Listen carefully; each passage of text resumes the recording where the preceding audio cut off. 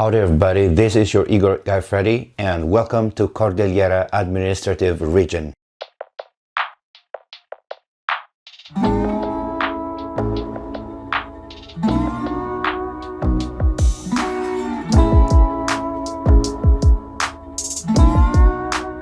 Over the course of more than 300 years, the Spanish colonization in the Philippines remained powerful. Yet despite of their long rule in the country, they were not able to fully control the nation. One of the areas they couldn't submit was the areas of the Moros in Mindanao, in southern Philippines. Another one is in the north, the one they called Cordillera Administrative Region.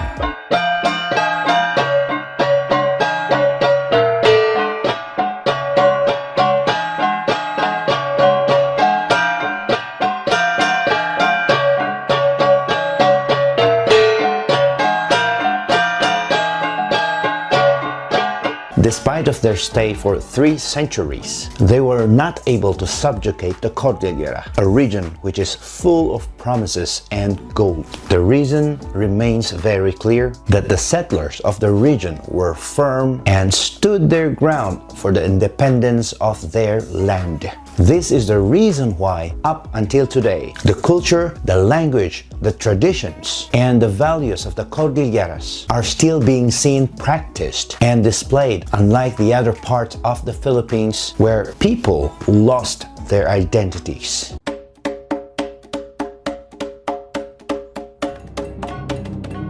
According to the DNA study done by the Lorena Laboratory in Uppsala University in Sweden in 2021, the early people of the Cordilleras, called the Igorots, are the ancestors of all non-Negrito Filipino people, as well as the ancestors of the Malayans, the Indonesians, and the Oceanians. Meanwhile, the Austronesian migration theory that the Igorots are the earliest and has the most preserved culture up until today. The Kankanais of Benguet and Mountain Province are said to be the closest family through DNA studies of the Amis and the Atayal tribes of the modern-day Taiwan, one of the groups believed to be where the Igorot and the Filipino ancestors came from. Even at the present, with the brave bloodline of our ancestors, our forefathers fought and stood their grounds for the independence of where they lived. The very reason why our identity as a people and our culture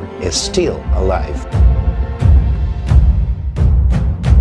Even before the arrival of the Spaniards in the Philippines, the nation already had their own life. They spoke their language, they ruled their own territories, they ate their own food, and with the advent of Spanish colonization in the 1500s, everything had changed. Spain forcefully erased rituals, traditions, ways of life, and even the language. The lowland Philippines submitted to the rule of Spain. Yet in the middle of subjugations of other Filipinos in the lowlands, the highlands had a different story to tell.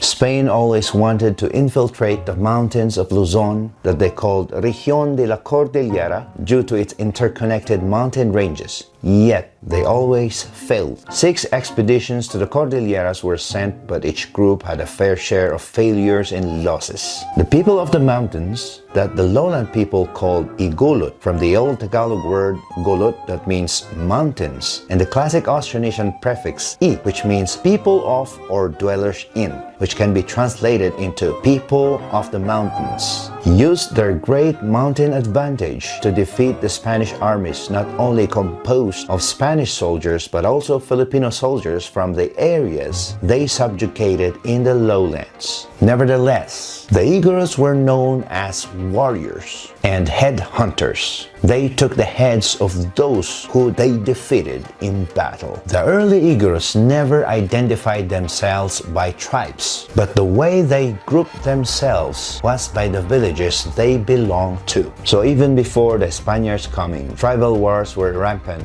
and local wars often happened. Warriors from a village would try to kill and take the heads of the outsiders who would try to take their land. The other village warriors would retaliate, causing wars in different areas. Many warriors were rewarded and would receive tattoos on their skin to signify their warrior status and achievements.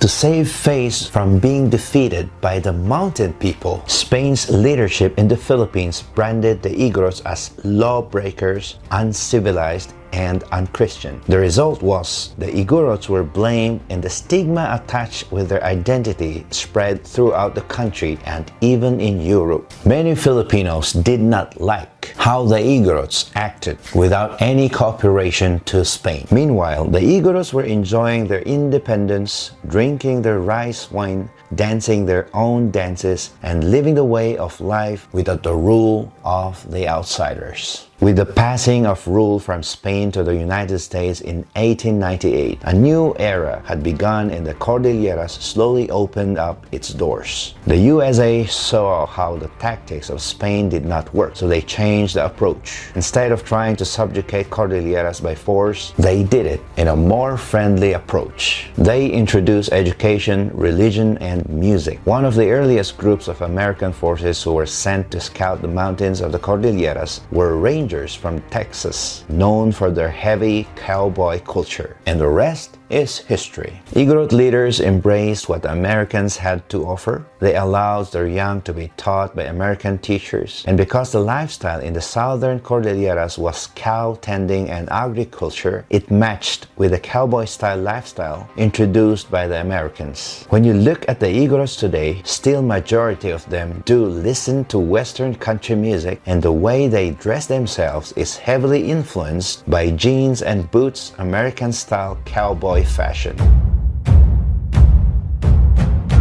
The present region of the Cordillera is called Cordillera Administrative Region. It has 6 provinces called Abra, Apayao, Benguet, Ifugao, Kalinga, and Mountain Province. Today, there are at least 15 ethno-linguistic groups in the region. They are the Aplay, Balangao, Bontok, Gadang, Ibaloy, Ifugao, Tuwali, Mayoyaw and Ayangan, Isneg or Isnag, Iwak, Kalanguya, Kalinga, Kankanaay, Karao, and Tingyans or Itneg. The Igorots may have remained independent for centuries. They fought for their land, yet change is inevitable. Some cultures were lost due to the influence of government rules, religion, and modernization. Yet here we are still presenting what our ancestors had been doing for hundreds of years. Common designs and patterns could be seen among the traditional attires of the 6 provinces comprising the region. Male Cordillerans use a loincloth called G-string. The Itneg or Tingyan of Abra call it Baal or Baag. The Isnag of Apayao call it Abag.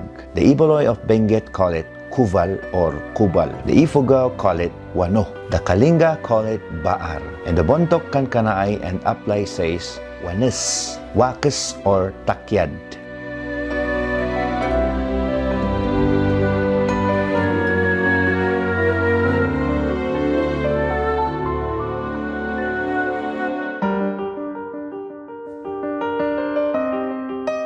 The women generally use a wrap-around woven cloth as a skirt. The Ibaloy call it atan or divit or atan or dibit. The Ifugao say ampuyo. The Bontok says lufid or tapis. The Aplay says ingay or ingay, galiing or gatan. The Tingyan says dinwa or gamit. The Isnag says akan. And the Kalinga says kain or ginamat. The G-strings vary in length, design, and color. The subdued color scheme of blue and white characterizes the Benguet Kuval or Kubal. The Ifugao Wano is designed with a red stripe at the center with red and yellow borders, while the Bontok Wanes and Kalinga Baar are designed in flaming reds and yellows with broad patches on both ends. On the other hand, the Itnag G-string is predominantly white and the Isnag G-string predominantly blue. Out of all the culture and traditions that are still being practiced and seen today in the Cordillera, the most important and significant of all are the values that has been preserved and passed down from generations to generations. Two of the most important Igorot values are called Inayan and Binadang.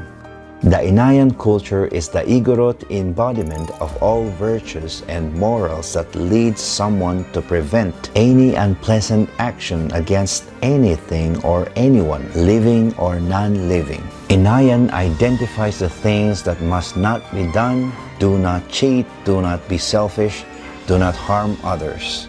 Otherwise, these wrong things will return to affect you and your family.